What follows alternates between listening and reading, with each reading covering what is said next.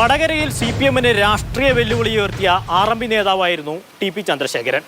2009-ലെ ലോക്സഭാ തെരഞ്ഞെടുപ്പ് തിരിച്ചടിക്കും 2010-ലെ തദ്ദേശ ഭരണ തെരഞ്ഞെടുപ്പ് തിരിച്ചടിക്കും RMP കാരണമായെന്നും അതിൽ CPM-ന് ചന്ദ്രശേഖരനോട് വൈരാഗ്യമുണ്ടായിരുന്നുവെന്നുമാണ് കുറ്റപത്രം. അങ്ങനെ രാഷ്ട്രീയ വൈരാഗ്യം നിലനിൽക്കുകയാണ് 2012 മെയ് 4-ന് TP ചന്ദ്രശേഖരൻ കൊല്ലപ്പെടുന്നത്. വള്ളിക്കാട് വെച്ച് രാത്രി ഇന്നോവയിലെത്തിയ ഒരു സംഘം ചന്ദ്രശേഖരനെ വെട്ടുകയും ബോംബെറിഞ്ഞ് പരിക്കേൽപ്പിക്കുകയുമായിരുന്നു. 7 വെട്ടുകളാണ് മരണകാരണമായത്.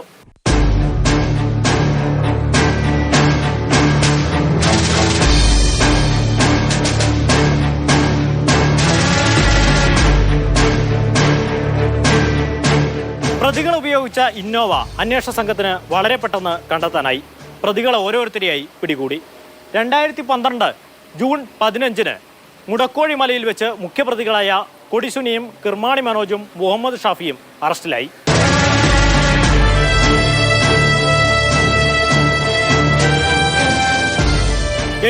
പ്രതികൾ, 284 സാക്ഷികൾ. 2012 ആഗസ്റ്റ് 15-ന് കുറ്റപത്രം സമർപ്പിച്ചു. രാഷ്ട്രീയ കേരളം ഉറ്റുനോക്കിയ വിചാരണ 2013 ഫെബ്രുവരി 11-ന് ആരംഭിച്ചു. പ്രാഥമിക വിചാരണ പൂർത്തിയായപ്പോൾ 20 പ്രതികളെ കോടതി വെറുതെ വിട്ടു. അന്തിമ വിചാരണ നേരിട്ടത് 36 പ്രതികൾ. 2014 ജനുവരി 22 CPIM ജില്ലാ സെക്രട്ടേറിയറ്റ് അംഗം P. മോഹനൻ ഉൾപ്പെടെ 24 പ്രതികളെ കുറ്റക്കാരല്ലെന്ന് കണ്ട് വിചാരണ കോടതി വെറുതെ വിട്ടു. 2014 ജനുവരി 28 ഈ കേസിലെ പ്രതികൾക്ക് കോടതി ശിക്ഷ വിധിച്ചു.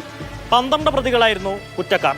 ഇതിൽ 11 പേർക്കും ജീവപര്യന്തം, ഒരാൾക്ക് 3 വർഷം തടവ്. ഈ വിധിയാണ് ഇപ്പോൾ ഹൈക്കോടതി അംഗീകരിച്ചിരിക്കുന്നത്.